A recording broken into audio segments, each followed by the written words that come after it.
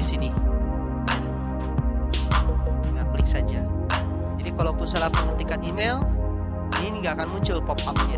Tapi kalau benar penulisannya, apalagi masih ke Gmail lagi, pengiriman emailnya, maka dia akan muncul pop-up seperti ini. Tinggal klik saja.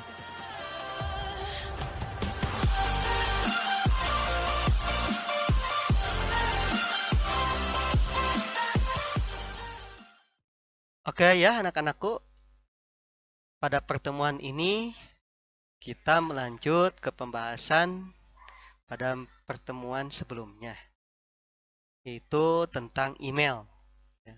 Pada pertemuan sebelumnya kita sudah membahas fitur yang ada di email. Nah, untuk yang sekarang kita akan melakukan bagaimana cara mengirimkan email. Ya, nanti kalian simak saja ya videonya. Nah, syarat pertama yaitu yang harus kalian siapkan, harus ada email dulu. Setelah ada email, selanjutnya passwordnya. Nah, email yang akan kita gunakan di sini kita akan memakai Gmail, Google Mail, ya. Langkah pertama, kita buka dulu browser favorit kita, boleh pakai apapun silahkan. Di sini saya akan mencontohkan menggunakan Google Chrome, ya.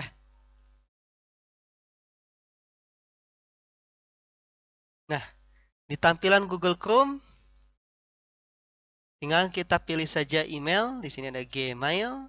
Kalau misalnya di browser yang lain, berarti tinggal ketikkan saja Gmail. Ya. Nah, kebetulan kita menggunakan di sini pakai Google Chrome. Maka tinggal klik saja Gmailnya.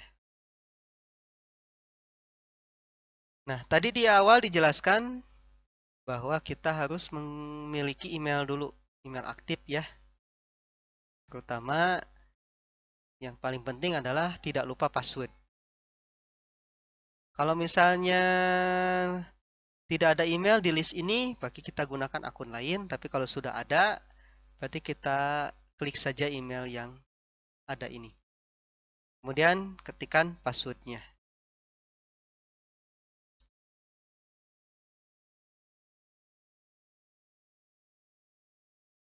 Nah, kalau diminta untuk beralih profil Chrome, boleh oke. Kalau oke, dia akan membuka jendela baru dengan email yang barusan. Kalau batal, berarti kita tidak membuka jendela baru. Kita batal saja ya. Nah, ini tampilan emailnya. Ya, fiturnya sudah dijelaskan pada pertemuan sebelumnya. Di sini kita akan mengirimkan email. Yang diklik adalah compose. Tapi ada juga yang tulisannya tulis. Ya, klik aja gambar pensil ini. Menu pensil. Nah, to-nya. Kalau bahasa Indonesia kepada, tujuannya kemana? Alamat email yang dituju. Misalnya di sini alamat emailnya yang punya Bapak ya. Nah, kalau misalnya emailnya sudah ada, sudah pernah kita pakai mengirimkan email, maka akan muncul di sini. Ya, tinggal klik saja. Jadi kalaupun salah pengetikan email, ini nggak akan muncul pop-up-nya. Tapi kalau benar penulisannya, apalagi masih ke Gmail lagi, pengiriman emailnya, maka dia akan muncul pop-up seperti ini. Tinggal diklik saja. Jadi meminimalisasi kesalahan dalam penulisan email. Subjeknya misalnya bisa akan menanyakan kabar ya. Menanyakan kabar. Misalnya ya. Seperti ini boleh. Subjek itu judul suratnya apa. Ya, misalnya tujuannya untuk apa, atau melamar kerja, mengirimkan tugas ya. Ini subjeknya bebas. Ya, kamu yang nulis. Nah, di bagian yang kosong ini yang putih kita tuliskan apa yang akan kita sampaikan, isi suratnya ya. Misalnya Assalamualaikum gitu ya.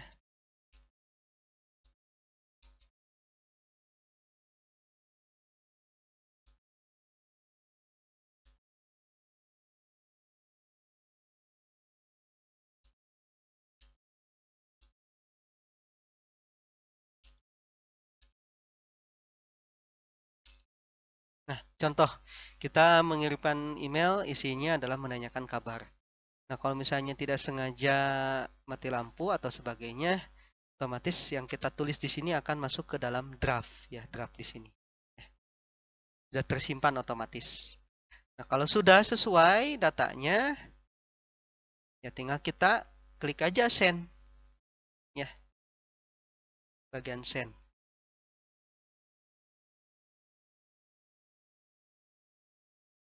Nah, nanti ada notifikasi message send, pesan terkirim, dibatalkan atau lihat pesan. Kita lihat pesannya, terkirim apa tidak. Nah, seperti ini.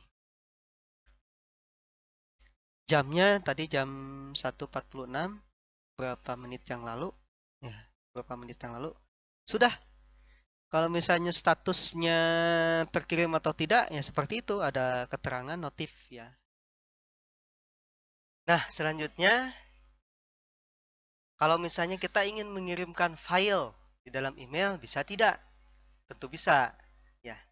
Nah, di sini berarti kita tinggal kirim lagi emailnya. Berarti yang posisi email sudah terbuka ya. Di compose. Kemudian tujuannya kemana? Alamat emailnya. Kemudian subjeknya apa? Tugas informatika misalnya ya. Nah, berikut saya lampirkan filenya. Nah, untuk melampirkan filenya di mana? Di sini. Di sini ada lampirkan file atau dalam bahasa Inggrisnya attach files. Ya, diklik.